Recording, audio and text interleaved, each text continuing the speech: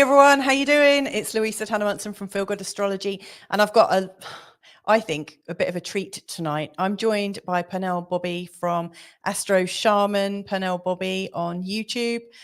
We've worked before. We've had some lovely cosmic conversations, and he's really chill. He's really awesome.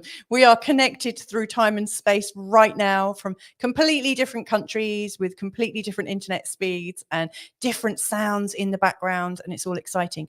And this kind of energy of difference is what I'm really excited about, because I look at astrology from a sort of channeled Western perspective. And Pernell, he's shamanic, very much on a cosmic healing journey. He practices many different modalities and also combines Western astrology and also Vedic astrology. So let's bring him on now and have a little bit of a chin wag. How this is going to go, we're going to talk a little bit more about Vedic astrology. The chat room's open, so you can ask questions if you choose to.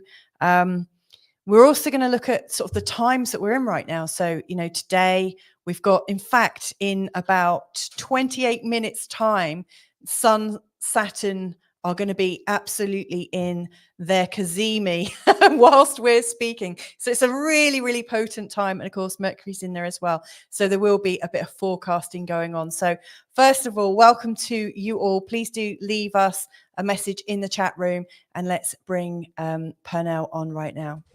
Hey, how you doing? I am well. I'm well. Thank you very much. How are you? Yeah, I'm feeling great. Very excited. It's been a long time coming, hasn't it, this conversation between us? I think it's been a few months. I know you took your rest vacation. I was like in my full rest state at that time, and then life sped up for me. Yeah. And then I think we just did our little, and then right back here in the middle now. Yeah, absolutely. Does feel a bit of a balance point right now. Yes. I did feel like I had to go off and kind of hibernate like a sort of big old bear in a cave. And yeah, it feels so great to be back in, back in the throw of it all. I'm really loving it. I'm wondering, I can see we've got people tuning in, and I'm wondering where they're tuning in from. Where are you sat right now? Which country are you in? I'm in Guadalajara, Mexico. I think this is the western coastal. Most people might know Puerto Vallarta or Puerto Vallarta. Yeah, it's the number one beach in Mexico. It's like the most highly touristic beach, other than Cancun. I think it's considered like Mexico's safest place, period. Wow. And so a lot of Western culture and influence comes on this side. And so I'm at the third largest city behind Mexico City, in another city called Monterrey. Wow, cool. Well, I'm coming from just up the road from Lisbon on the Silver Coast of Portugal. Again, really beautiful beaches, really safe and really calm. I can see people from your channel as well, probably watching as well. Please do say hi. Let us know. We've got Good Morning Portugal here. That's my husband. He's watching. He's going to let us know if the noise drops out or anything, and he might throw in a question. So, yeah, I've written that this is very much about where East meets West, even, the combination. How did you learn about Vedic astrology first or Western? How did it all occur for you for now? So, to be honest, it was, I don't know, maybe half a decade ago or so. Like I had a friend from high school that just was like, Chiron's in Aries. I had no idea what that meant, if I'm being honest. And all I knew was I'm an Aries. And I was like, and I asked her, what is this? And so I booked my first reading from a friend from high school. So I didn't even see her in a long time. It's funny, like I went to high school with her. I met her up again with her in Malaysia. She was living in Malaysia. So I met her in Malaysia when I was living in Thailand, actually right before I moved to Thailand. And that was the beginning. Like just me understanding like, okay, this reading got me into a ridiculous deep dive. And when I say deep dive, all that started happening, like my memory on astrology just started coming back, like really, really fast. Like, I mean, I don't think I haven't absorbed anything so easily in my life, like not grade school, not math, nothing. This just came. And eventually it just occurred to me that like, wow, like the only reason why I know this so much is through so many past lives. And eventually I started doing some Akashic record readings, and I started realizing, like, my first Akashic record reading, I realized I've taught astrology through almost all my lifetimes. Like, there's not a lifetime, I don't know a lifetime that I haven't known it. I spoke the language. But in the beginning, right, I didn't know any of that. In the beginning, I was just obsessed. And Yeah. so I feel like that's really where it started. As for when Vedic came, honestly, Vedic came about a year ago. Mm-hmm. So about a year ago, I can't even explain it much. I started watching Vedic astrology videos way before any other video, Mm-hmm. but I didn't understand it, and I lost track of it. And Western and Placidus kind of became like my main jam. I Yeah. started understanding like the degree point theory. Mm-hmm. Probably the most respect I gave in the beginning was through degree point theory. Yeah. And it just, from there, it just continued to unravel. And eventually, like, as I learned Western astrology, Vedic astrology just came back. And then I started understanding, like, okay, boom, you cannot, personal opinion, you cannot separate any of the astrologies.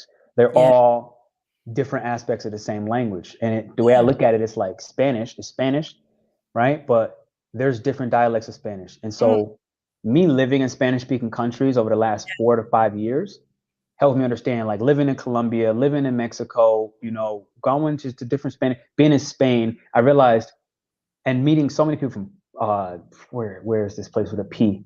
I don't know, Argentina, Chile, Mm-hmm. Paraguay, all these people. I started meeting them. Peru, that was the one. Yeah. I started meeting them all, and Spanish became a huge like focus of mine because it was like, oh my God, like there's just so much. And so, long story short, what I didn't understand about my journey with learning Spanish was that it was simultaneously teaching me that astrology is the same.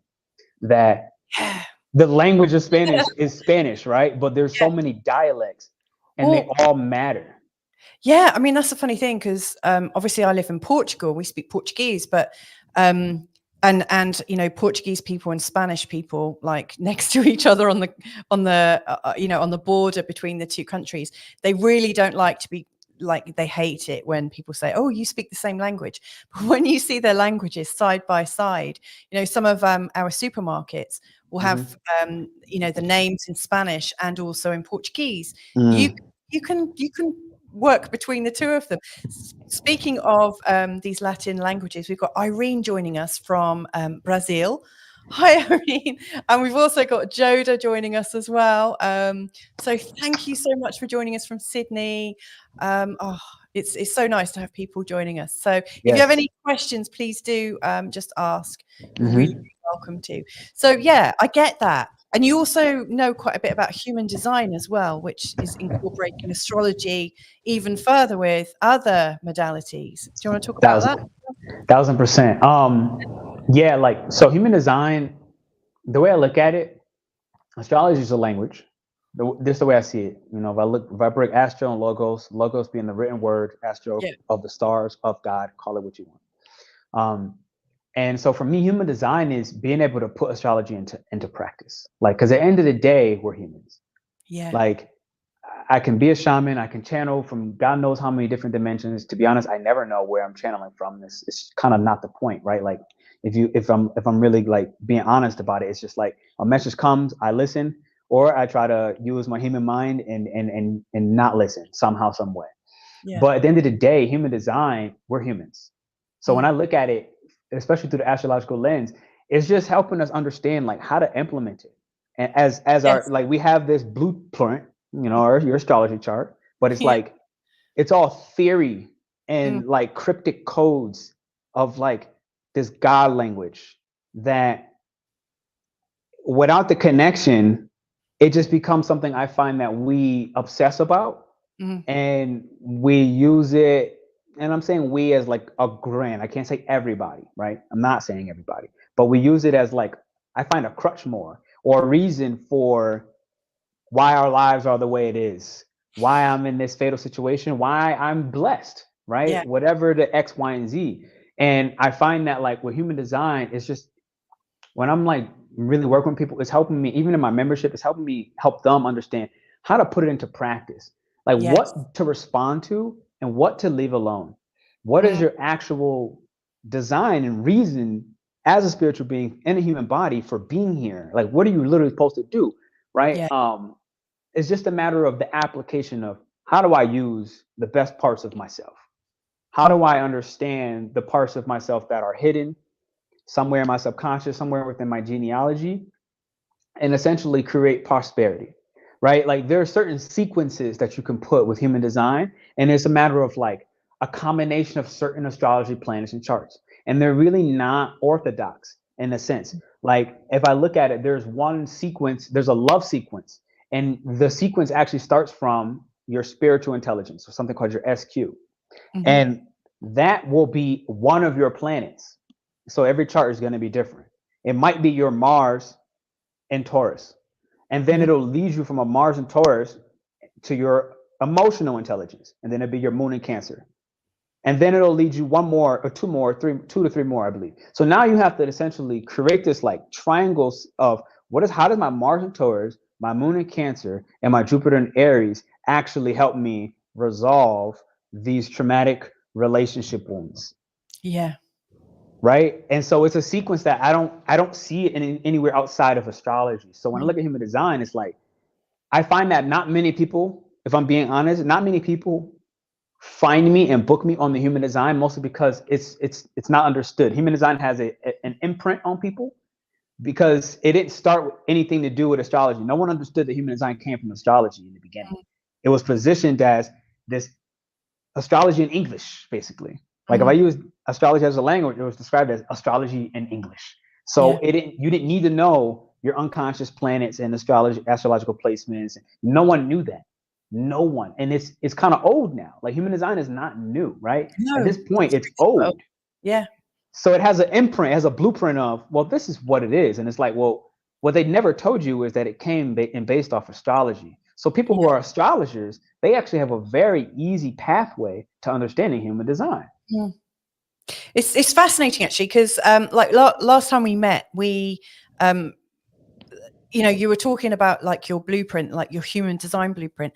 When I took my time off, I started living by my blueprint, and boy, has my life turned around and changed the game. That's one thing, it's a game changer, and that's one thing that I really notice.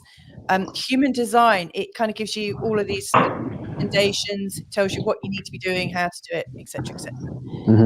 If I'd had that blueprint from birth, that would have made life so much easier. Right. And yet, I'd love to see how I can make astrology as helpful, because astrology, you can see so much. You can channel the charts, which is sort of my approach. I kind of feel into it. But I really like the structure that human design is, like what your strategy is, what your authority is, how you know you're not self, like when you're not really being yourself, what is the indication of that? And so I'd really like to kind of cross-reference them. So I think I might need to do a deep dive into that as well. But anyway, what are the fundamental differences then? Like, I know we've got some tables that I'll in a sec, but these tables that you're using to get a Vedic forecast from, what's the main difference between the Western and the Vedic? From a scientific standpoint, it's about 23 to 24 degrees behind, right? So you're talking about the like sidereal from tropical. Exactly. And so when I say sidereal, I always bring it back to Vedic. The reason being, sidereal was an adaptation from Vedic, right? Like, it kind of, and I find that in Western culture, sidereal takes priority over the word Vedic. But the reality was, Vedic is the oldest line of astrology that we have today that has not been interrupted. And that's the key point.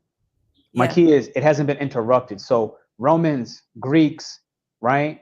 They all kept changing the culture of astrology. So that's why there's, asteroids in one. You have, right? Zeus is a part of Jupiter, but then it keeps changing, right? And so it's because all of them have been conquered. And that's the difference that I find with Vedic, or could be considered Indian astrology as well, but mostly Vedic. And the reason why it's Vedic is because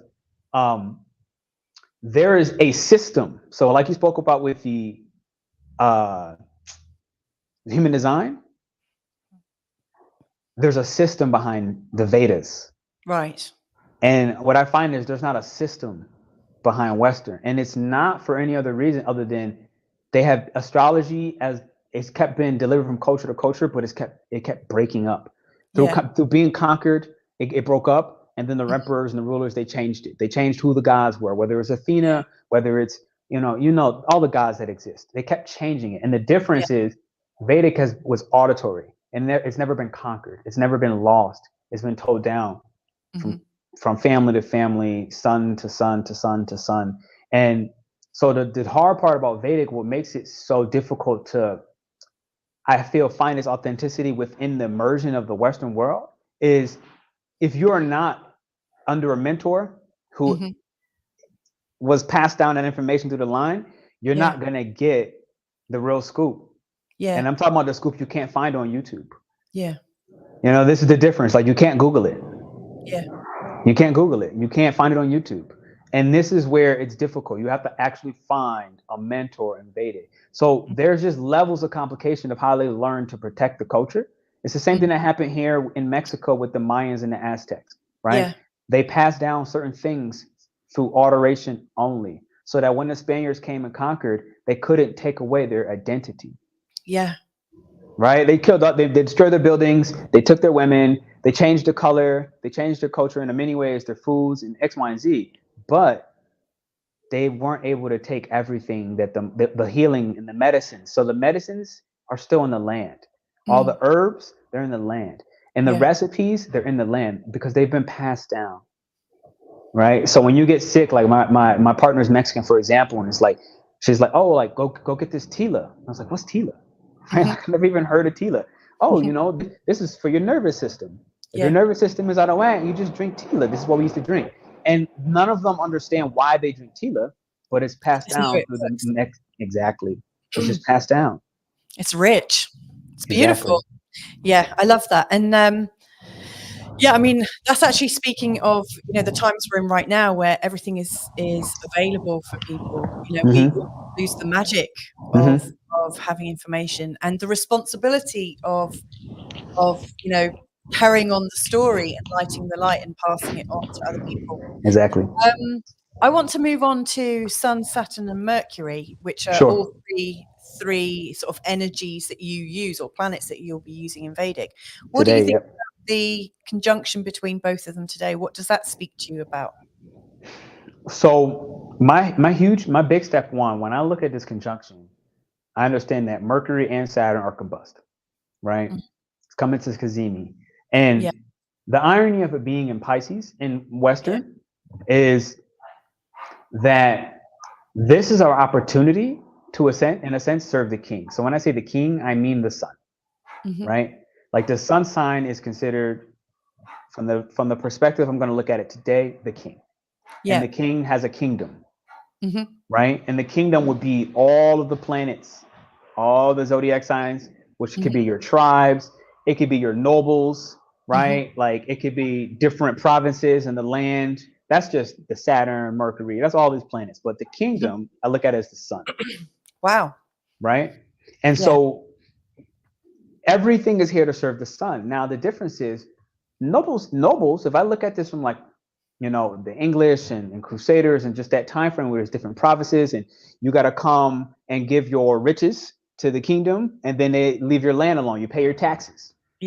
And then they let you survive. They let you live. It's happy, peaceful, as long as you pay your taxes, right? As long as you bring them gold and you maintain the harmony. So gold, the sun, again, gold, right? Your taxes. So every planet has their taxes. So when I look at this conjunction, it's a matter of Mercury and Saturn. They have to pay their taxes to the sun. To the sun, they have to pay their dues. We're getting a little wave out from Jasmina. What's going on, Jasmina? Hey, how are you doing? What's up? We'll have to all get together sometime. Absolutely. So I love that, because I've never really thought of the sun as the landowner or the king. Of all the provinces. Yeah. All of them. And the key with this is the sun allows all the other kingdoms to rule themselves until a combustion. Right. Until a combustion. So Mercury, for example, Mercury is serving all the gods, right? Think Hermes delivering, messages Hades this. From gods to exactly. Yeah. Exactly. So when I see Mercury in this, it's like Mercury is the merchant, right? Mm-hmm. It's bringing information, it's trading goods, it's trading ideas, it's trading gold or resources, whatever one god has. So if you have Hades, and Hades has the resource of, hidden souls that it's hiding and tucked away, or hidden parts of your soul, I rather say hidden parts of your soul that it's maintaining and keeping hidden until further notice. Mercury is then transmitting that to whoever. So right now, Mercury is transmitting messages between Saturn and the Sun. And we all know that a Saturn-Sun square is difficult, right? Now, in Vedic astrology, for example, Saturn is called Shani. The Sun is called Surya, right? And Shani, the Sun, is literally the son of the Sun, right? It's a child of the Sun, I'll say. So Saturn is the child of the Sun. Now, as much as the child, there's another child as well. This child was the first child, but it was more so like it's forsaken. And it's why it's part of Saturn being isolated and kind of far away, and really works against the rule of the Sun until a combustion like now. Right. Until it's combust like now. Right. And so Mercury is combust very frequent. Now, the difference is Mercury has learned to grow. Mercury in the Sun is combust as well. Mercury in Pisces, Sun in Pisces, they're both combust as well. But until Mercury is 3 degrees away from the Sun, it has developed a shield. So anything 4 degrees, 5 degrees, 6 degrees, the combustion starts, I forget in the moment. Maybe when does combustion start? 14, 12? I forget 14. right now. 14? It varies from planet to planet, but so for Mercury specific, like I would say it's under the beams between like 14 to 8, and then 8 until 17 minutes of arc is when it's combust, and then it's Kazemi, and then comes out the other end. Boom. So take what she said, right?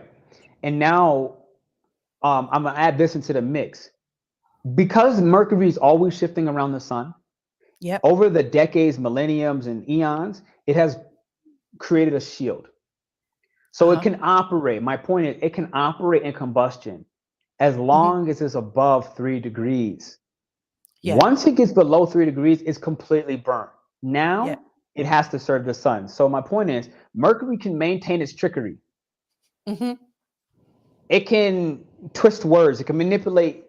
If it's in Pisces, souls.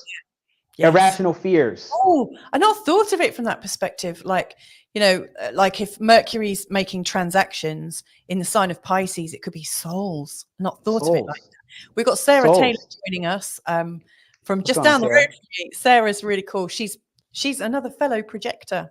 Yeah, they're the guys. You're the guys of the generators, 1000%. So yeah, while it's in Pisces, it's communicating and it's transporting souls, as well as irrational fears, as well as your imagination from your higher self, your God form. Right, which is essentially formless. And so that what I just said is going to bring us right back and bridge and have Vedic show us an element that I feel is linked to one of the deities, long story short, and it's going to help bring a bridge, right? So while, like I said, Sidereal is about 23 to 24 degrees behind in Western, right? So while the Sun is at 9 degrees in Pisces, all conjunct, Sun, Mercury, Saturn, all 9 degrees. In Vedic, it's happening at 15 degrees, 23, 24 degrees, right? So it's in Saturn. It's in Aquarius. So right now, the Sun is in Aquarius in Vedic, Mercury is in Aquarius, and Saturn is in Aquarius simultaneously. Not one or the other, simultaneously. So this is the bridge, right? When I say Shatabhisha, this is just a constellation in the sky. Shatabhisha, right? And Shatabhisha what does that mean? Shatabhisha is so there in Vedic there's 27 constellations. Right? And these constellations are all the same. They're all divided into the 12 zodiac signs: Aries, Taurus, Gemini, Cancer, Pisces, all of them. Yeah. But when we look at a constellation, you see a cluster of stars, right? Well, each constellation has about 2 to 3 different deities ruling different parts of the bodies. Yes. Right? So Pisces we all know that all Pisces are not the same. We know that. We know that. But what's the difference? Right? Like, what's the difference? Okay, I'm a Pisces sun. Well, a lot of Western astrologers now talk about the decans or decans, like, so 0 to 10 degree, 0 to 9, 10 to 19, 20 to 29 degrees. Interestingly, if we're using the Western positions, this is happening right on my moon. My moon is 9 degrees Pisces. Before we continue, I just want to say, put a shout out to Parag. Parag. Hey, how you doing? We've also got Sarah asking, is that today you're talking about, February the 28th? Yes, it is. Yes. We're also joined by Makeup Therapy as well, who's saying hello. Hello, my love. Should we do you feel ready to do some forecasts based on your Vedic knowledge? Before we do that, I just want to quickly put a shout out to my supporters. And I know you have your own memberships, don't you, as well, Pernell? No. You got to throw the love. You got to throw the love. Thank you all. Rocky, Amy. Yeah, I'm just say, Nubianette, Jenny Ann Slater, Anne Barrel Cox, Sarah Taylor. We've got Jodie, who is also known as Joda. That's hello, Joda. And we've also got Coleman. We've got Parag. We've got the Global Nobles, Castle in the Sky. I've said Sarah Taylor, another one of my lovely supporters. And also Irene is a supporter as well. So thank you very much. Also got Pluni, Castles in the Sky, Roseanne and Brogan and T-Duck as well. So yeah, thank you so much. I really appreciate you. And you have memberships as well, don't you, Bobby? Sorry, I do. Pernell. No, I do. Yeah. I do. Bobby is my Spanish name. People call me Bobby in any Spanish-speaking country. And you do members meetups, don't you, every first and third I do. Sunday? And I do. So this is outside of YouTube. This is behind the scenes, right? So like the way I look at this, every astrology sign has an organ. Yeah. It has a body part, right? The calves are Aquarius, X, Y, and Z, right? But outside of the calves for Aquarius, if I use this example, in our last membership meet the time before, it's also the circulatory system, right? Okay. And so they all kind of go deeper than like the superficial, right? You got Gemini being the lungs and the hands, X, Y, and Z. So when I look at this, I actually want to do a little baby exercise with us today, a little breathing exercise. Okay. It'll take like 3-4 minutes. And sounds perfect. It's very simple. So I'm gonna have you take your 2 fingers, index and middle, and you can kind of place this on your third eye. Which hand? The one I write with? It doesn't even matter. Whatever one you did first, you should probably do that hand. All right. So we'll call that the instinct. So my instinct went right hand first, which would be my masculine, but that's a different story. So now I'm left-handed. Why did I do that? well, it's a lot of what I'm going to help explain with this Shatabhisha, which is going to help us understand the forecast between the two. So we'll get there. Ready? So boom. I'm on my third eye. Now I'm going to take my thumb. I'm going to have you close your nose here. On the same side as the thumb. Yep. So now from my left nostril, I'm going to take a soft, slow, quiet inhale for 5, 4, 3, 2. I'm going to close both nostrils. 1 second. I'm going to open the thumb. I'm going to exhale from the thumb side. As I notice my shoulders relax. Now from the thumb side, I'm going to inhale for 5, 4, 3, 2, 1. As I close my nostril, I switch over and I exhale from that ring finger. As I notice my jaw relax, so my shoulders drop. I'm going to repeat that twice more. As I inhale, soft, slow, and quiet. I switch over, I open my thumb, and I exhale. Now we're going to inhale joy, clarity, and peace. We're going to exhale sadness, grief, and loss. We're going to inhale wisdom, love, and excitement. We're going to exhale depression, fear, and anxiety.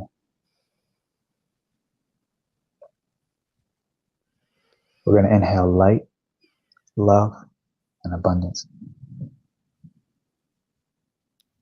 And we're going to exhale everything that doesn't belong. That was wonderful. Thank you. I am sorry to not try to break up that like calming moment. That was really, really good. I forgot to mention, you were talking about the Vedic traditions, weren't you? And how the Vedic astrology gets passed down through the generations. Parag, who's one of my supporters, he comes from a Vedic tradition. And so grew up with all the men at the table talking about astrology from a Vedic perspective. Well, good to have you. That's gonna be fun. So feel free to join in, Parag. And Joda's saying, this is happening conjunct my natal Mars in Pisces. I could feel the energy shift last week. I've done a 180 turn from my heart rules over mind to mind rules heart. It's empowering. Nice work. You've done it. It's an inside job. Sounds like you've done a great job there. So I'm feeling quite chilled now. I almost don't want to do anything, but do you feel ready to do some forecasting? Right prior, I have to help them understand this constellation Shatabhisha, because otherwise the forecast won't fully connect. Okay. So Shatabhisha, there's 27 constellations, right?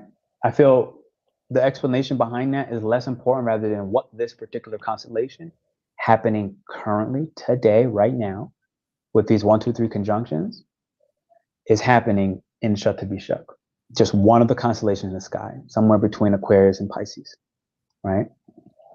And what this constellation is about, and there's a deity kind of attached to it and yada, yada, yada, but it's essentially the symbol. All these constellations come with symbolisms. One of them is a large circle, a literal black hole. It's just a circle. It's an empty circle, nothing else in it. And this represents essentially the parts of Aquarius that steps out very, very far away from the sun, right? In darkness. If Leo is the sun itself, Aquarius is the furthest thing away from the sun. And so it's in complete darkness. And so what happens in complete darkness? You discover many, many secrets that are not kin to our particular solar system, right? So what we can call this, in a sense, is the ability to pull from the ether itself, or the Akasha, or space, or manifestation energy. This is Aquarius's ability to be a part of the 11th house and reach the biggest of gains. Yeah. So this Shatabhisha is a part of this circle. Now, a second thing that this circle can represent, or Shatabhisha can represent as a constellation, is 100 doctors or 100 healers. So there's a natural healing element to this Aquarian element. Now, we know that Pisces has a natural healing energy. Yeah. I'm saying now that it's also connected to part of the healing energy from this Aquarius constellation, right? AKA, we know Pisces is a part of 12th house of what could be considered the infinite. Yeah. And I'm also saying that this circle that's in the Aquarius constellation simultaneously is literally where you pull from the ether. The formlessness turns into form eventually. And that's Aquarius' ability as a constructor, part of Saturn, right? Yeah. So Saturn can construct. We know Saturn has the joy of the 12th house, which is whose house? Pisces. So hopefully that within itself is starting to show the link that they're currently and always acting together. Right? Okay, so here are my little mini notes. Okay, I just want to add something there. Yeah, please. Because you were talking about the sort of energy of the infinite unknowing that we're able to sort of like connect into. Before we met up today,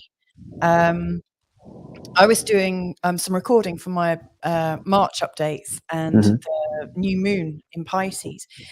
And while I was, I do this with my clients, but I don't normally do this when I'm doing videos. But all of a sudden, I started to feel as if my energy was not really about astrology, but I was kind of going into a channeling space. I was quite uncomfortable with it, actually, because I'm used to doing it with my clients in sort of private, but I felt like when I was looking at the charts, I felt very silent, and I started to, almost like freeze up. I rarely freeze up when I'm doing forecasts. But it was like, my energy was all over the place, and it was really not here. It felt like I was just far out. And then when I looked at the new moon in Pisces, to me, it felt like actually where we are right now is absolutely leading up to this new moon energy, which obviously is another stepping stone to the equinox, and also the penumbral lunar eclipse on the 25th. We've got that, the first of the eclipses, and April's a massive month, but it just feels like the energy is ramping up, but it feels like there's just this space, this endless space, this opportunity for us to be in a whole new reality. And there's confusion that comes with it. And Sarah's saying, because she loves, I'm guessing because I know her quite well, she loves the idea that something deep and dark and far away is occurring. So you've got your notes. Yes. I mean, everything you said is 1,000% on, right? Like the whole combustion, what I was saying before, like what it's allowing, especially while being supported by Mercury being in Pisces, is us to embrace this space without doing anything extra, and realizing that the space is illogical by default and on purpose, right? Where any type of intelligence, for the whole last week, I've had so many different technologies break. Today, my headphones broke, right? And it just goes on and on and on. But like, who is Pisces most influenced by? I'm going to just say for the moment, music. The reality is it's everything, but I'm talking Mercury and Pisces, right? Like listening to what exactly? And so it absorbs any and everything. And so when I look at it, it's like none of these things breaking, especially technology, which is the other side of Aquarius simultaneously, are by accident. What's going on is Mercury can do the trickery, but it is unable to. Like I said, once it hits under 3 degrees, it cannot. Now this is basically the sun saying, I need you to perform a duty for me specifically. And it's talking to Saturn as well. Saturn is less resistant because it's not mutable, right? It is not trying to escape anywhere, quote unquote, right? It's like, look, hey, I'm here to do my duty. And it's very dutiful, isn't he? Say it again. Saturn's very dutiful, isn't he? He's very much like a CEO. Very dutiful. Or and like again, a line manager. And again, it's the sun. It's the child of the sun, if you will. And Hermes considered as well. But again, Hermes is used to so many different forms of power because it's the merchant between gods. Yeah. And so when one god doesn't give it what it wants, it will go to the next god and it will play a game. Well, it's like a small child playing between parents. Which exactly. But Pisces is way too wise, way too ancient, way too evolved, and it's way more inclined to be a merchant between the worlds and the realms of spirit, the realms of source, the realm and the desires of the soul being met, aka on the king's demand. Right? So point being, here's what's magical about this. This Shatabhisha, this thing connecting the two, right? Saturn is there right now in Vedic. And Saturn likes to be here. Why? Saturn in Aquarius. We know Saturn in Aquarius is happy, right? Yeah, definitely. Now, the thing is, this is about being real or practical, right? And it's the ability to conform to our own practice outside of society. And that's what this combustion is helping us do on the Aquarian side, on the Vedic side, to conform to our own practice outside of society. So when we give the reports, I just want you to remember, I am taking this report from this forecast, we're getting ready to do now, and I'm understanding that it's about conforming to my own practice outside of society. Okay, that's what Saturn is here to do, to serve the sun. That's Saturn's piece. Now, the second piece is about joy and thrill from the intangibles, things you cannot touch, right? Meeting the external manifestation, aka, boom, it's here on Earth. So it's the joy and the thrills from the intangibles meeting the external manifestations. Okay, next two and last two. This whole Shatabhisha is about understanding that you cannot divorce knowledge from action. I want to hear what I just said. And listen with your heart, listen with your soul, not with your mind. You cannot divorce knowledge from action. So being wise, being a scholar, what I'm saying is, it's not enough. It doesn't matter how much you... Wisdom leads to action. You can't separate. Exactly. Yeah. So it doesn't matter how much you study the occult. It doesn't matter how much you study astrology. You may be the scholar of scholars. Congratulations. Without acting on that knowledge, basically what's happening, you'll get lost in that void that I spoke about. You'll get lost. You have to act on the knowledge. And each time you act on the knowledge, it's actually not about reward. It's about gaining the confidence that you can take the intangibles and create them in a physical reality. Okay. We're joined by Mary Cole here from California. This particular conjunction is on her 8 to 9 degree Pisces ascendant. So we've got quite a few people who are like really feeling the energies of it. Do you want me to bring up do you want me to bring up your slides? This is the last one. Oh, okay, sorry. And then now the last one is wasted energy from the abstract versus the practical. So this whole combustion right now is about understanding how not to waste energy on the abstract. Because again, we're talking about the infinite. So without an endpoint, without an action, without a practical approach and thought process to being out there, you'll get lost. All right. And those are the most important. Those are like the key critical factors to this Shatabhisha, which allows me to kind of do these forecasts. So can you just remind me of the first ones? So you've got taking practical action on your knowledge and not allowing the energy to be wasted. What were the ones coming? Okay, that's 1. 2, to conform to your own practice outside of society. Now, this is going to be a spiritual practice. This is going to be a spiritual. We're still in Pisces combustion, right? It's a spiritual practice that helps you step outside of the boundaries of society. Yep. Okay. Number 3, this is joy and thrill from the intangibles meeting the external reality. Yep. Number 4, you cannot divorce knowledge from action. Yep. And that works vice versa, which I didn't say before, but that means you cannot divorce action from knowledge.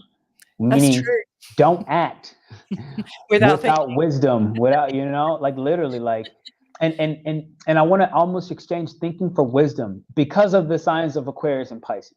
Yeah. Right? Because they're not here to exert their intelligence. Even though you can consider Aquarius wildly intelligent, it's not here to exert that intelligence. It is just intelligent. Yes. It's not here to be like, that's when Aquarius is out of line. When you meet the Aquariuses that are like, I'm smart, look at me, they're falling in their shadow, right? Like they want praise from that. That's a different story. Aquarius in their true form, they're not trying to do that. And then say it again. Wasted energy is the other one. And that's basically number 5. Because that within itself will be one of the wasted energies, because that's not divine in nature at all. Right? Yes. So wasted energy from the abstract versus the practical. And this is about understanding what are the things that are wasting my energy. Right? Like right before I came on this live today, I was trying to create a background when you were like, boom, send me a picture. And then life wouldn't let it happen. And I noticed that my computer was streaming all day for hours until I tried to create this background. And then it was like, I couldn't even click it. And I was like, okay, life. The intuition from Pisces part is telling me this is unnecessary. Leave it alone. It's not needed.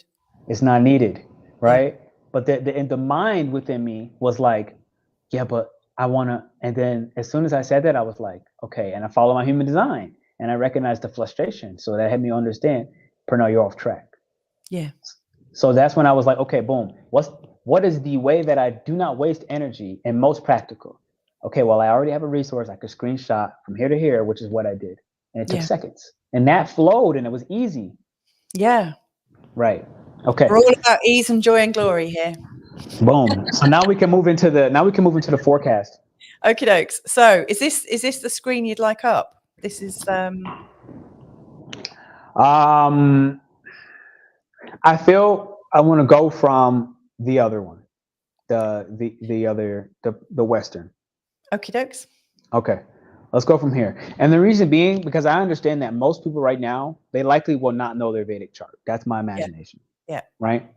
So I'm going to read your forecast on this chart, yet I'm going to make sure I pair it with everything I said from the Aquarius chart, which is the first chart she showed you. Yeah. All right. From this one. Okay, boom. So here we go. Okay. Can you make it bigger again like that for a moment? That's on the other one. Oh, it's the other one. Okay, leave it alone. You want me to make this one bigger though? If I just take it off, I can make it a little bit bigger on Canva. Let me just take it off. Let me just kill that. Hang on. Let me just make it that bit bigger. Checking with the people in the comments for the meanwhile. See. Yeah, who I and can you give a little need extra to go attention up to Saturn, don't you? Maybe that's what it was. So if you're in a chat right now, I actually can't really see who's in the chat. So if you're in a chat, take a moment, drop your rising sign and drop your moon sign. So I'm specifically going to give these from your rising and your moon. And I'm not going to say you can't. Okay, perfect. Thank you. And I'm not going to say you can't listen to your sun sign. What I like to tell people when you're doing forecasts, or when I'm doing forecasts, some people, you may have a rising in Leo. Yeah. But let's say you have 4 planets in Virgo. If I'm you, listen to the Virgo. Yeah. Right? Like there's going to be so much Virgo energy. So and take that same. They're all coming in. They're all coming in. Okay, We've boom. got a Libra rising Aries moon. We've got a Libra rising Pisces moon. Okay, hey, cool. Sherry, by the way, nice to meet you. Sherry? We've got Miko coming in. Hi, my rising is Virgo, moon in Capricorn. Okay, perfect. Cool. Thank you. I appreciate that. So keep on dropping those. And then that way you'll know as well. That's the one you want to focus in on. And then I'm going to give the forecast on the boom boom. And then you can ask the questions and then understand, like, I saved a lot of energy to be able to channel a message rather than trying to look at it logically, because the whole thing behind this combustion is the mind is combust. It's illogical. And it's in Pisces. It's illogical. The channel is going to work better. Okay, right, here we go. We've got Joda, Pisces rising Leo moon. I've put mine in as well. Scorpio rising Pisces moon. Dope. Let's do it. Okay. So Aries, you're number 1. Okay, Sun, Mercury, and Saturn. Now the key thing with your forecast right now is Mercury and Saturn are here to serve again the kingdom, aka the sun of the 12th house. So we all know, in standard, the sun doesn't really enjoy being in the 12th house. It loses a tremendous amount of vitality. Now, one of the things that you're going to notice during this time frame, Aries, you're going to have a lot of expenses, and they're going to seem like they're going to come out of nowhere. Part of this 12th house, you're going to lose physical, material things. I am an Aries. I'm a triple Aries. What did I tell you? Just today, my headphones broke.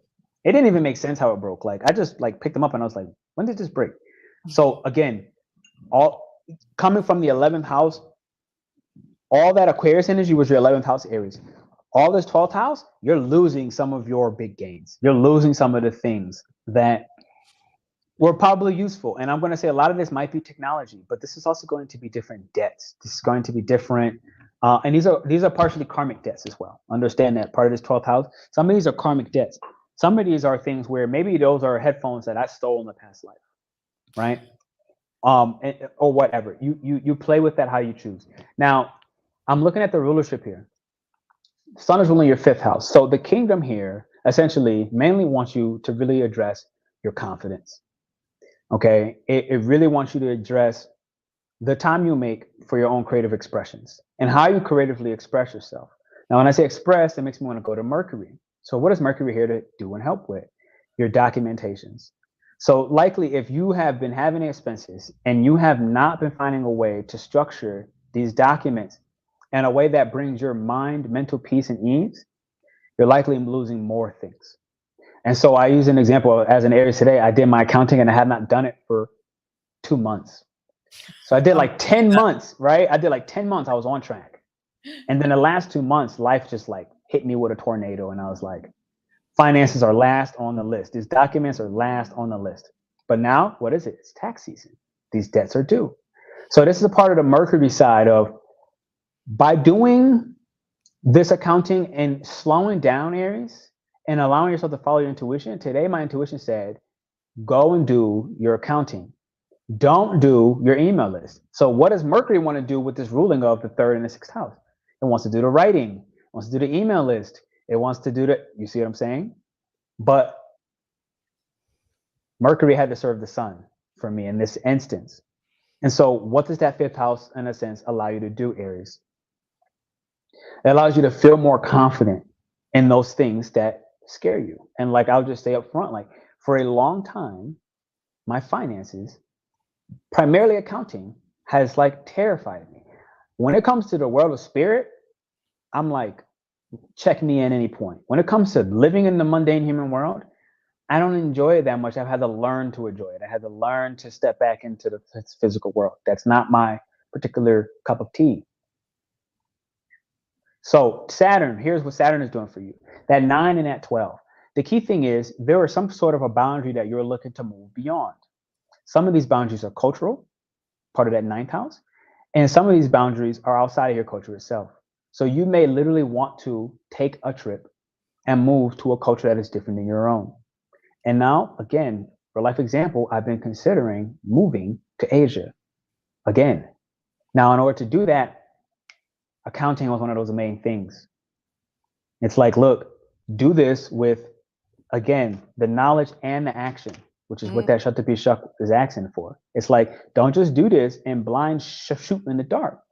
Yeah. Be willing to shoot in the dark while allowing Mercury to serve the documents necessary so that you can do it without having karma backlash at you. In a sense, that's what I really have for you, for your Saturn, for your hope and your dream to come ahead and basically allow you to embrace your career, embrace your vocation, which might be, again, outside of the societal standards of what you can do to make money. What kind of risk you can take that is an action backed by knowledge. Knowledge backed by the action that it takes.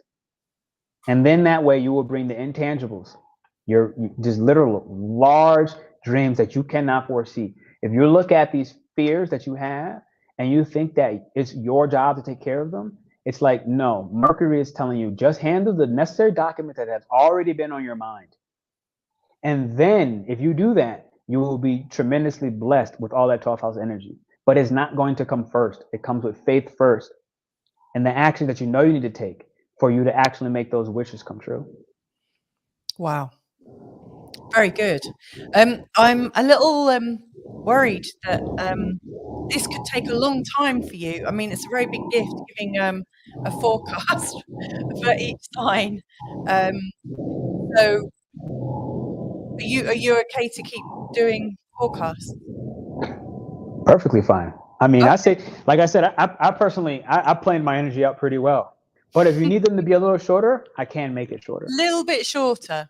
And what I'll do is I'll index them Okay. so that people can easily find them, so that they can go to Aries. And I've Cool. got my pad. No worries. But it's really great. It really speaks to me because actually, like 12th house energy is also very much about immigration. You know, obviously I work with a lot of my migrants and people who in a different country of residence. They nearly always have planets in their 12th house where you're going to rest. Right. Okay. So next, are you doing them in sort of chronological order? Like, are you going to Taurus? Yeah, just keep it simple. Yeah. All right, Taurus, here we go. The sun ruling in this 4th house for you, okay? Home, inside of yourself, inside of your physical body, and the home you've created in your internal environment. is one of the main focuses of the kingdom here. Now, Mercury is asking you to stop wasting your sexual energy. Okay, Taurus, I want you to look at, honestly, your hedonisms. And in a sense, use your higher mind to put somewhat of a clamp on it and to be a little bit wiser with your sexual energy. Now, this does not just mean intercourse from the physical level. Okay, this also means the risk that you take with the management of that sexual energy towards your career, towards your vocation. That's what Saturn is helping you to do in the process. And so if you just slow down, which I'm not speaking about in areas of life where you know you're patient. I'm talking about the areas of life where you've been afraid to take a risk. The ones that make your nervous system shake a little bit. That's the one where if you take the moment to step back and retreat into your own internal body, you'll realize that you have all the guidance. And that's it for you, Taurus. That's incredible. I love that. All right, Gemini. Okay, Gemini. So the sun, the kingdom right now, is asking you to be courageous with your expression. Okay, now what is being expressed? It's asking you to be courageous with your expression on spiritual themes. You yourself have a message that is directly connected to the divine. But as long as you are looking to be socially polite amongst your peers, you're not going to go very far. And the kingdom is asking you to speak your mind with courage in this day and age. And if you take that courage, you allow yourself to mutate, you will be able to address your deepest psychological passion and actually structure it in a way where you allow yourself to speak from a channel and not from your mind. And this is the primary gift that you have, to speak from a channel and not from your mind. As long as you speak from a channel, the kingdom will protect you. The moment you speak from your mind and you look to manipulate another because you understand what they desire and you understand their personal psychology, you will suffer somehow, somewhere. And this is something where your suffering will be in private. No one else will see it. It will just be between you and God. And basically, God's going to say, I want you to know that it's between you and me, so that there's no one else to look and blame and point a finger. And that's what I got for you, Gemini. That's amazing, because Sarah's being asked to speak up, which would be great, because Sarah is amazing. That's the key. That's the key, Sarah. Sarah, Yeah, that's the key. Sarah. Yeah. All right, here we go. Cancer.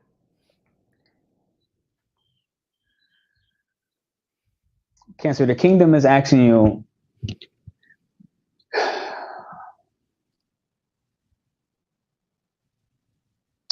to address what's worthy to you, to take a look at your ancestry. And I'm talking about your karmic family and all the ways that they needed to be courageous and all the ways they've communicated messages back and forth with source, with spirit, to essentially create the real estate that Cancers and Capricorn energies are really known for developing. So what I'm saying to you, Cancer, is the kingdom wants you to look bigger, wider, outside that comfort zone, especially in things like real estate. Now, this doesn't have to be physical real estate that you own, but it's more so about land. This is about land. So it's like, don't think small as I have the money or I can take the loan to go ahead and invest in this little property here. It's asking you to go a little outside of that to the land and owning that. Now, where? The irony is you might be responsible for creating land outside of the country of your origin. And that's terrifying. So if you're from Portugal, you're being asked to go land and take land in Mexico. Right? So that, and it's just a higher duty for you. Now, the structure that it's going to take and be required is basically you sharing these ideas with a little combination of people you're intimately connected with, but also using your natural discernment to speak to new people, and realize that it's going to be a balance between some of these new people will become the people you're intimately connected with, and they will help you with these investments. They will help your mind essentially expand outside of the parameters that has been safe and comfortable. Wow, I love that. My husband's Cancerian sun. Thank you. No worries. There you go, Cancer. And he's got Leo rising. I think we've got some Leo risings watching as well. Leo? Okay, let's do it. All right. Leo, the sun ruling your first house is asking you to do this, to emerge. Now, emerge from what exactly? Well, on a mental level, emerge from the fixated dreams that you used to have. And I'm talking the largest of aspirations. The way you think you want to make money is likely out of alignment with how your soul plan is set up to be. There's a dream that you may be attaching to that you're likely going to be forced to surrender to that kingdom to step into a brand new sense of self. This is an absolute rebirth moment. Now, how you're going to understand this is the projections of the people you've judged outside of yourself.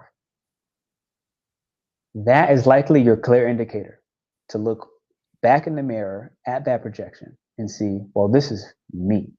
My judgments of these people, whoever they are, is actually showing me what I truly want.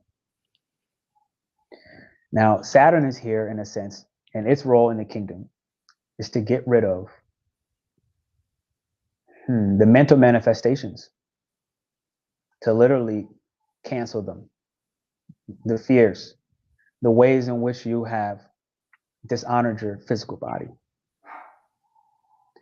This may and likely is something to do with calming your nervous system. Because until your nervous system comes down, you're going to likely continue to project outward these fears.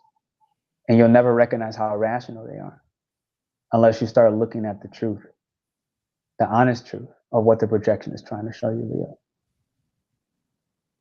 Virgo. Perfect. Thank you. All right. Virgo. Virgo, you have a really big job right now. And the kingdom is asking a lot from you, but it's because you're one of the fewer signs right now that's actually capable of managing and handling this much. And so, again, the original phrase of you cannot divorce the knowledge from the action is huge right now. You cannot divorce the action from the knowledge. It's huge right now for you. And understand that the kingdom is essentially advising you to see this from a higher perspective. Okay? Excuse me. Mercury being in the sign of Pisces for you, when I say, excuse me, the higher perspective, this is about more purpose-driven work. And understanding that where your physical body is at the moment, it doesn't support your current growth. That is up to you to decide whether it's about a change of diet or implementing some spiritual practice that shifts you from spirit into the physical, not from the physical into the spirit, because you're already a natural master of the physical, but your shadow side is Pisces.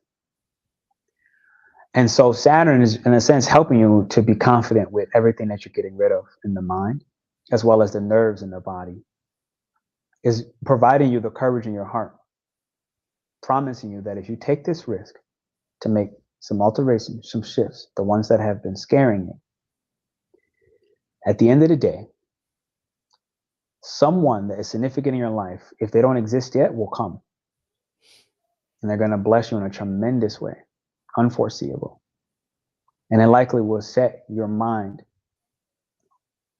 on a service-driven work that actually has purpose, not just because you want to help. Libra. Wow. Thank you so much. Let me just, we've got a message I just want to quickly show from Blue Lotus, who's saying, hello, happy to see you both. Love the Vedic perspective too. Thank you. Blue Lotus, let us know what your rising sign or moon sign is, please. And there may be a forecast for you. And Miko is saying, oh my, because they've got the Virgo rising. So we've got a few Libra risings here. Ready when you are, Pernell. Okay, Libra. The sun ruling your 11th. Now, given the fact that this is currently a transit going through Pisces, Jupiter naturally being a friend of the sun, it's very possible that you have conformed to certain societies and groups that are actually not unique to you. They just exist. They're just a group. And it actually is holding back your spiritual calling, your true purpose. Okay, something that is above and beyond yourself and above and beyond what you can provide to the other. This has humanity written all over it. Now, the key with your mind, in a sense, you're being asked to surrender the beliefs on many levels. But a lot of this is Mercury is going to have the chance to shift, especially if you are speaking with cultures that are different than yours, wildly different. 11th house, 9th house, 12th house, all of this is essentially the house of God in different forms. And when I say God, don't get crazy political in this moment, because that within itself is how you'll like to fool yourself. But Mercury is not in power right now. The sun is. And so your family values, okay, they're going to shift without a doubt. And the best way I see this happening is to speak to people who speak different languages than you, and then learn that you are already well equipped to read their body language. You don't need to know what they're verbally saying. You're well equipped to read their mind in a way that translates into a language you do understand. But playing games is not going to serve you very well right now. Your main structure that's here to support is isolation. Taking the time in the privacy of your own home to do something called backwards thinking. Essentially, what I mean by that is to take a cup, fill it with water, and take a completely different cup that's empty and pour that water, which equates to your emotions, how you feel about things, your psychism, X, Y, and Z, and change the shape of all of that. This is one of your biggest things, to restructure the shape of your emotions, to restructure the shape of your beliefs, to restructure. It's made of the same stuff, which is you and all of your divinity. That will allow you to speak more courageously against the societies that are actually repressing humanity, which is closely linked to something you're very much here to mediate. That's what I have for you, Libra. Wow. Excellent. I'm sure we'll get some comments in. We've got some more coming in actually at the moment. So for Scorpio rising then, there's me, Scorpio rising and Pisces moon. And then we've got Blue Lotus as well, who's Scorpio rising and Pisces moon, or a Western Aries moon. And if I'm not mistaken, I might be wrong, but I think makeup therapy also has Scorpio rising. If I remember right. Let me know. I might have a terrible memory lapse there, but there's a few of us. I know I'm a Scorpio rising as well. So, Scorpio, here we go. The sun, the kingdom, has called you to purpose, okay, to maturity. Now, maturity bringing us closer to what exactly is the question? How is maturity going to help our purpose, the true purpose? Well, Mercury is in the process right now of discovering what's wasting its energy, discovering what's not practical, using the illogical mind of Pisces in a moment to actually confuse you from your grief temporarily, from loss, from debt, temporarily, and helping you be kind enough so that you can forgive. It's that lack of forgiveness right now that's not allowing your true aspirations to be met with the maturity required to serve something larger than yourself. Saturn here, Scorpio, is again helping you be courageous by restructuring your self-worth, taking you back to the point in childhood, in youth, where some way, somehow you were isolated because of your courage, because of your willingness to say what was channeled, to say what was divine in nature, to say what was spontaneously a yes for you, but also isolated you. So what's happening now is you're coming back to authenticity. And again, Saturn and Mercury being combust, they're helping you dive deep in what is the psychological motivations that have stopped you from these grand aspirations, where you don't actually care about the title or the success or what it looks like. Rather, what it deeply feels like. This within itself is the secret ingredient. And that's what I have for you, Scorpio. Wow, that's perfect. Thank you so much. Sagittarius. Sagittarius, the sun ruling your ninth house. Here's your primary focus. It's a time to shift from the ancestry with the high mind and literally surrender the overreactions that you've had based off of being hurt.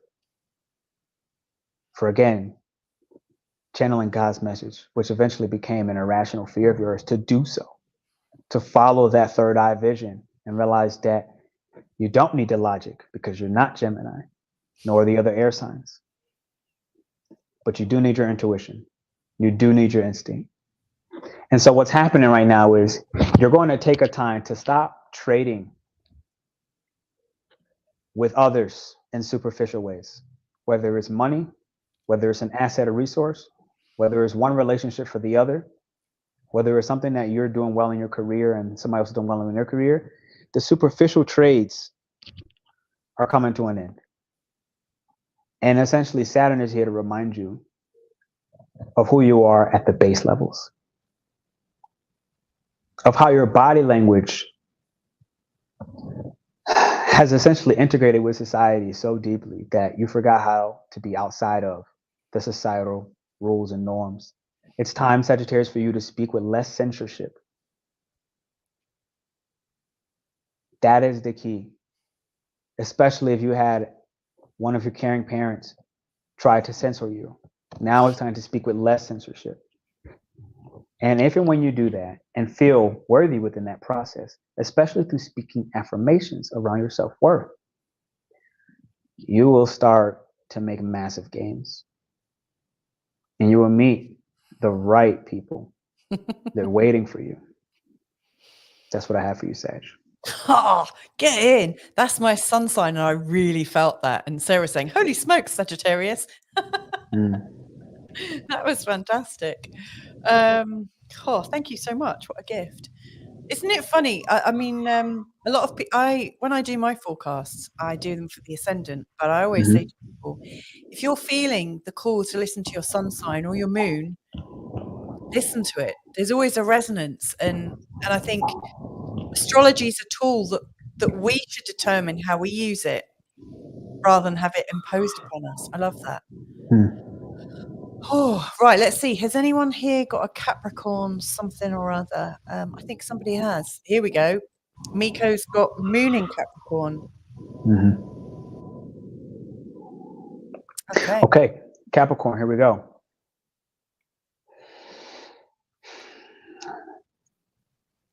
Capricorn, I've been feeling this for you a lot, and it's all about diving deeper into your grief and the things that you feel you've lost by trooping forward.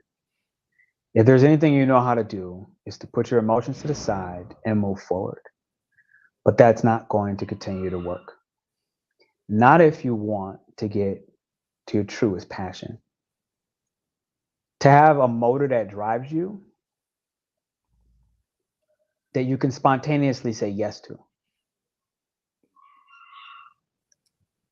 One that, in a sense, allows you to start feeling it's worth taking a deeper dive into my emotions so that I can actually get rid of this parental influence on my psychology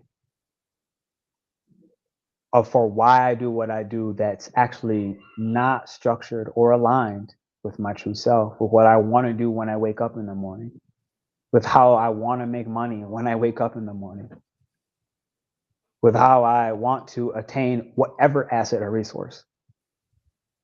Saturn and Mercury on its combustion is really here to help you expand your imagination. This is the key. But in order to do that, you, Capricorn, have to help it by working through the body. The physical body is the key. So what I suggest is take a serious and sincere look at what's hurting on your physical body. Is it your knee? Is it your back? Is it your heart? It's the heart. Start addressing the heart wounds.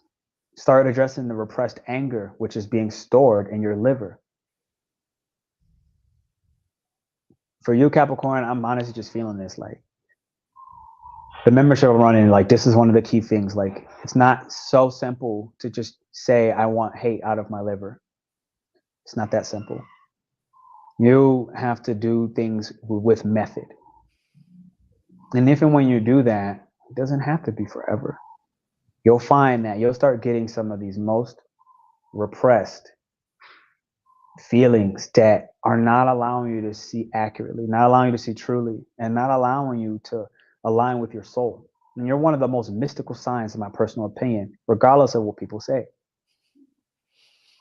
But until you address those heart wounds, until you address that grief, that loss, the anger that's repressed, the worry that sits in your stomach, causing indigestion, bloating, gas, all of this, it's not gonna help.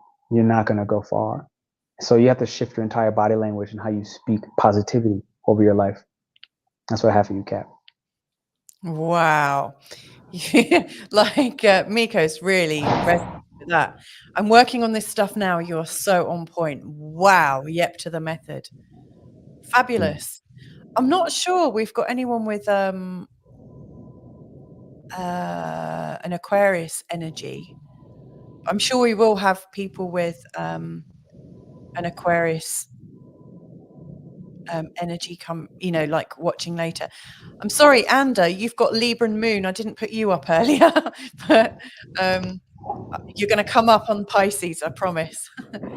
So Aquarius, then you're doing really well, by the way, may I say. Dope. I appreciate it. Okay, here we go. Aquarius.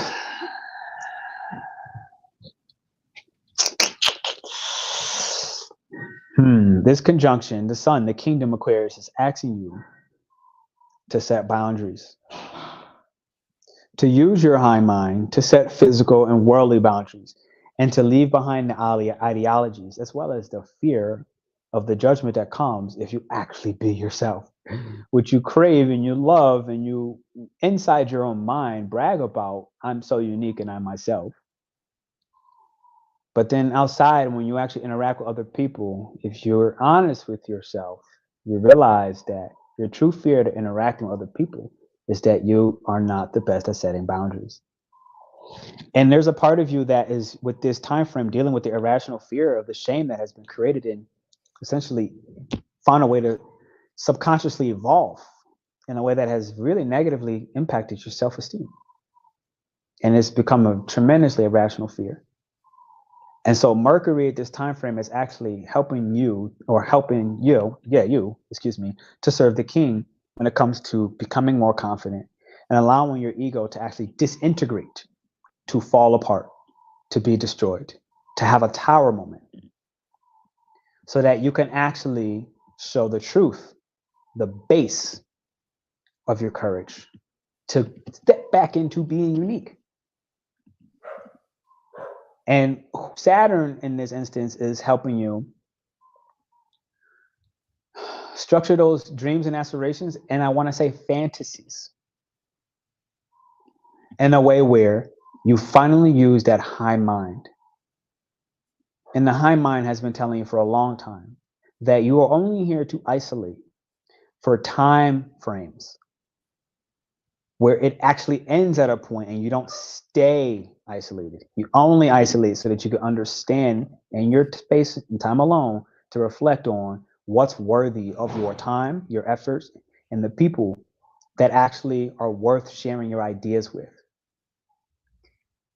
That way, when you put that structure in, you won't share your ideas with everybody just because of the ideology of humanity and being able to support everybody, but supporting the right groups. You have a tremendous amount of resource. And part of that is your high mind. But if you support the right group, you won't have to step back into continuously disintegrating your ego. And then there's a part of you that will, because that's actually what will be necessary as the world evolves at the rate that you've seen it, aka in the futuristic manners. So to actually create the future that you've seen, it's about looking at the now, being back in the present, step in the void, in the infinite space, and come back to Earth, and step back into the void, and go back to Earth, and step back in the void, and repeat that cycle forever. And realize that that's a part of your design. That's how you take the intangibles and externally manifest it. The pain is only coming because you're not manifesting the externals. You've stepped into that infinite space over and over, but you're not manifesting the externals. And that's the pain. That's where the irrational fear has become this subconscious programming that it's time to surrender. Perfect. Whew. Ready for Pisces? We've got, let's see how many we've got. We've got quite a few people with Pisces energy. I've got my moon in Pisces. Blue Lotus has got Pisces moon, according to Vedic. We've got Anda with Pisces rising. We've also got Joda with Pisces rising.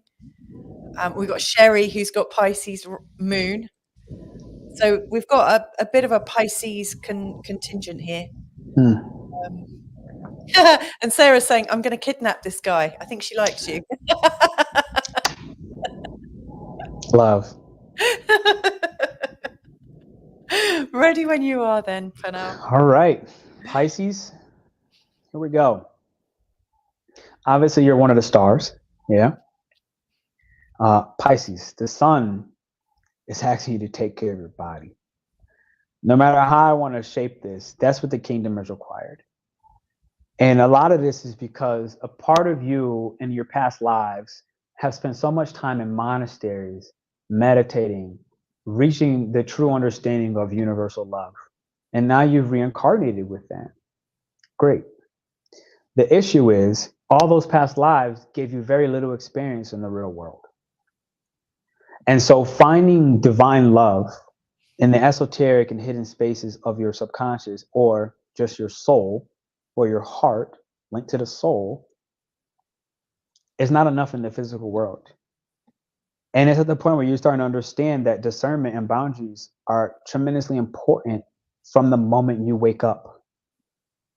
So this equates to creating rituals that allow your physical body to feel grounded before you start having your mind do work for you, before you touch your cell phone. before you touch Instagram, YouTube, anybody. Before you interact with your coworkers or your peers, or you see your emails, the kingdom is demanding this. Hear what I just said. It's a demand. It's not a negotiation, Pisces.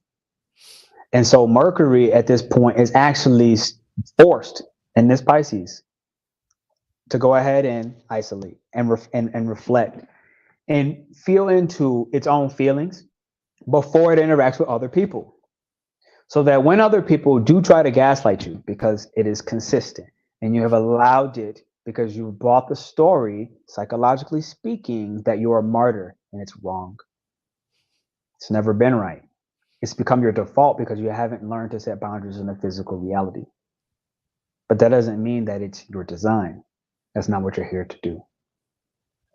I've seen some Pisces become the most miraculous superstars in all areas of their life that they put rituals into, that they set boundaries up for. So the boundaries of Saturn is actually here to take away either your career or some large group and association that you've been a part of. You'll likely find that sometime before Saturn finishes, that group, that career will be gone. Even if you feel like you can't foresee it, never forget, Pisces, that you're a Pisces. You are an infinite being, the infinite being walking on earth. There's a reason why people look to steal and drain your energy, because you are a free passageway to the Akasha or the infinite, or having their manifestations come true. And what is time for you to understand in reflection is that those only come true temporarily without you taking care of your boundaries first thing when you wake up. And those boundaries can be simply something that you do with yourself, like brushing your teeth and making your bed. The day you think that you cannot make your bed and skip the routine is the exact same day that someone will cross your boundary that you hopefully know you have, and you will know now because Mercury in that fourth house rulership will force you to reflect, to introspect on what is the things that guy was saying. It was this. And so you're going to be forced to serve the king in this instance. And how you take that, I think that it actually could be very easy for you because you are mutable water and you are absorbable. So my largest suggestion for you, Pisces, kind of goes back with Sagittarius, and start listening to affirmations first thing you do when you wake up. And let it be on your iPad or something where you don't get text messages. So that when you turn the affirmation on, it's just the affirmation. It's not an email. It's not a text.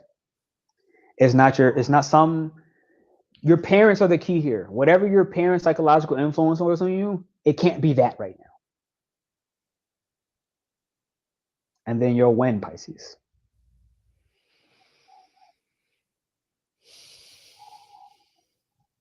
That was fantastic.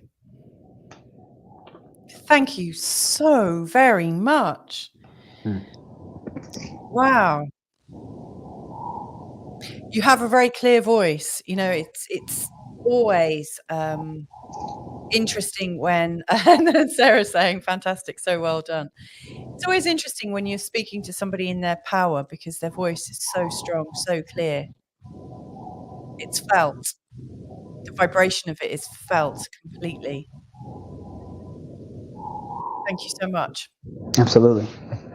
So we have absolutely been on a nice little journey here. Thank you so much for joining me and like talking a little bit about and Miko saying very calming voice as well. Oh, yeah, it's calming. Everyone's saying that. I appreciate y'all. You know, so we've spoken briefly about, you know, how, like from your worldview, astrology is a language with many different dialects that can all fit together, all these different traditions. And you've been talking about those 5 core things that this energy is bringing about, like confirming your own practice, taking practical action, you know, and wise action, you know, not wasting your energy. Something about joy and thrill. I can't quite remember that one, but yeah, the joy and thrill that you get from the intangibles meeting the external manifestation. Thank you. And then you've done these amazing, beautiful forecasts for everybody. That's amazing. And I think we've attended to people in the chat room, all these wonderful people who've joined us from all over the world, literally all corners of the world. It's been brilliant. Have you got a final thought that you'd like to leave us with tonight, Pernell?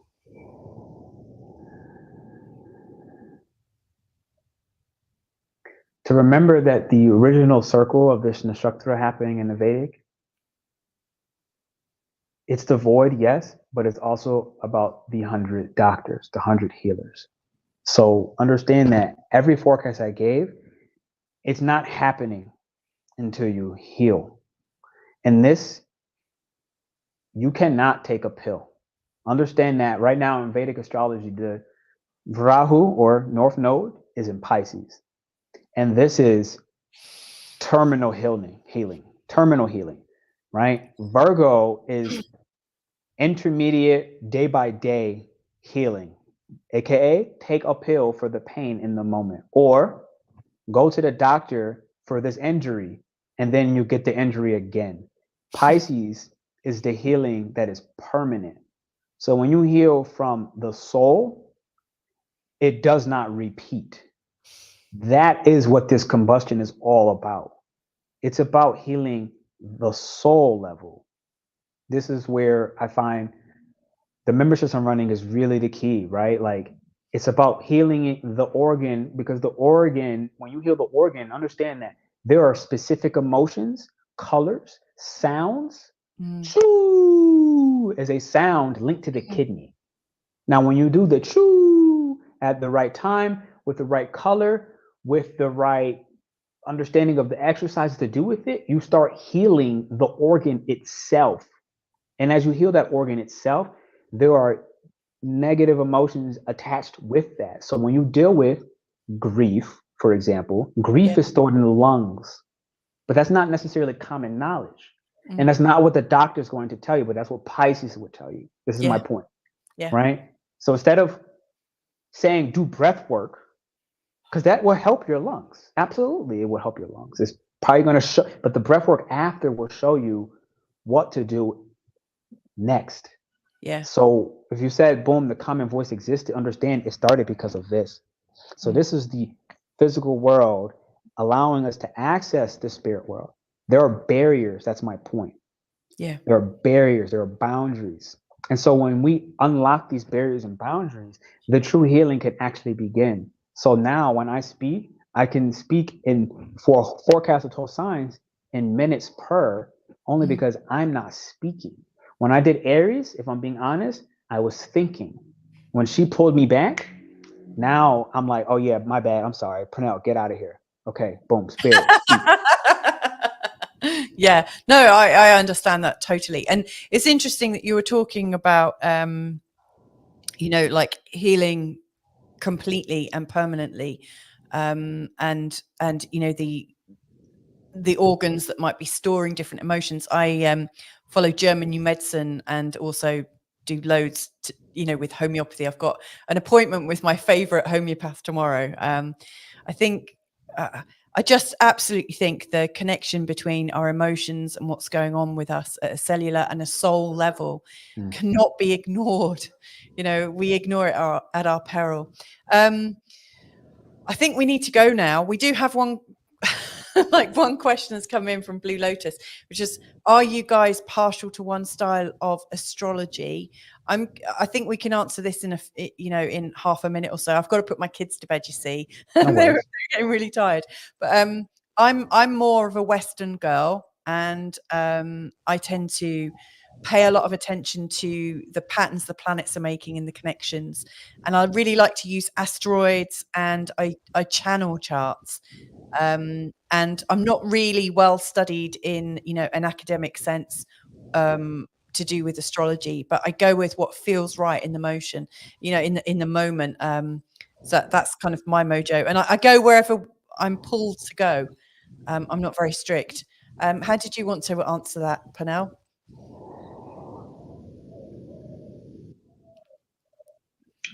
I think whatever point 3 or 4 was the way is knowledge and action. And a part of that is understanding that Astrology is the language of the gods, and Mm. gods don't speak Don't take action. with mundane, with so well, unless you channel, unless you intuitively allow the message to come through.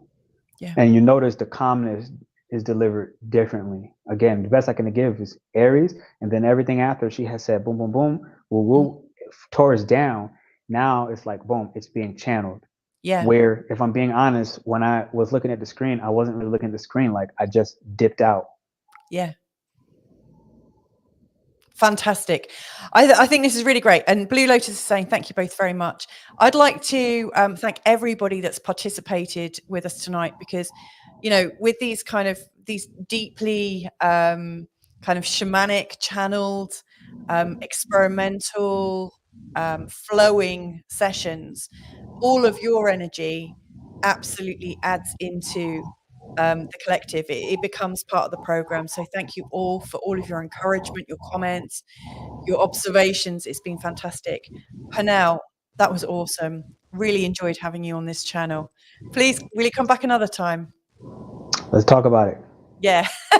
Great. Well, thanks so much. Enjoy the rest of this fantastic and deeply insightful conjunction between Saturn, Mercury, and the Sun, and we'll catch you another time. Lots of love to you wherever you are in the world. Bye for now. Ciao. Ciao, ciao.